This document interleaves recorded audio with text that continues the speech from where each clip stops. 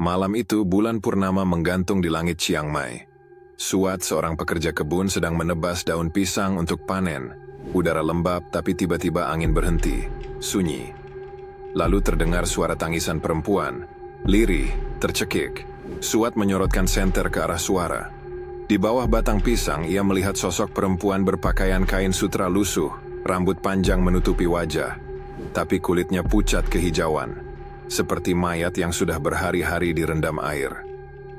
"Siapa di sana?" seru Suat. Perempuan itu menoleh perlahan, dan dari matanya menetes darah hitam. Suat mundur. Dari balik batang pisang, lain muncul tangan-tangan lain, mencengkeram tanah. Mereka semua perempuan. Semua tanpa kaki. Suat berlari, tapi langkahnya berat. Tanah berubah seperti lumpur, bau busuk seperti bangkai babi. Dari belakang terdengar suara berbisik lembut, "Kenapa kau tebang rumah kami? Kalau kamu pikir cuma hantu pohon, tunggu sampai kau lihat siapa yang tinggal di dalamnya. Lanjut ke part 2 kalau berani." Keesokan harinya Suat kembali dengan 2 rekannya. Mereka menertawakannya.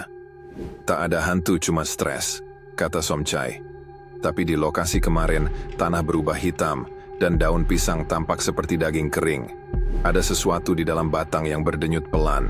Somchai menusuk batang itu dengan parang. Darah muncrat. Batangnya terbelah, dan dari dalam keluar rambut panjang menggumpal, dan kepala perempuan muncul, mata terbuka, menggigit udara seperti ikan. Mereka mundur ketakutan. Dari seluruh kebun terdengar desis seperti napas 1000 orang. Pohon-pohon pisang bergerak, dan di antara batangnya, tampak wajah-wajah perempuan yang menempel, menangis tanpa suara. Kamu masih nonton? Jangan berani lihat pohon pisang di malam hari, part 3 akan lebih gelap. Suat bermimpi malam itu. Ia melihat dirinya berdiri di tengah kebun, tubuhnya kaku. Perempuan dari semalam muncul, mendekat.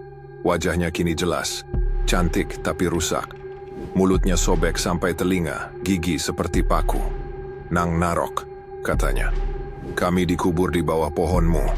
Sekarang giliranmu jadi akar." Ia bangun sambil teriak. Tangannya penuh lumpur dan rambut panjang melilit lengannya. Di luar jendela, pohon pisang bergoyang meski udara diam. Dan dari batang terdekat, muncul wajahnya sendiri. Tersenyum tapi tanpa mata.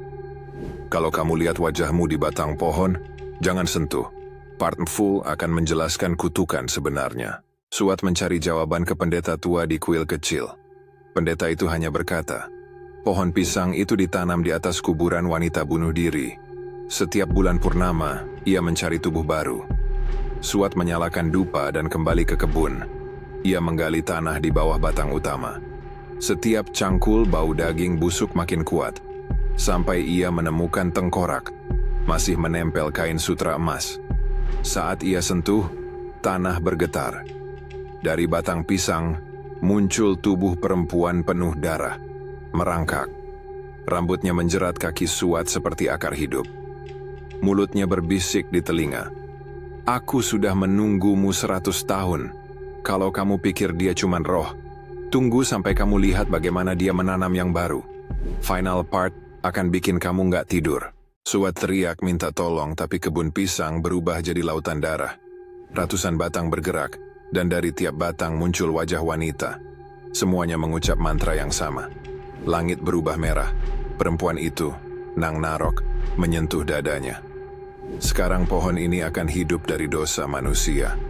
Rambutnya menancap ke dada Suat, menarik jantungnya keluar. Tubuhnya terserap ke batang pohon. Semua kembali sunyi. Keesokan paginya, kebun itu tumbuh subur kembali. Tapi di setiap batang pisang, ada bayangan wajah yang membuka mata saat malam tiba. Dan sampai sekarang, orang-orang Chiang Mai tak berani menebang pohon pisang di malam purnama. Kalau kau dengar suara napas di kebun pisangmu malam ini, jangan lihat ke belakang.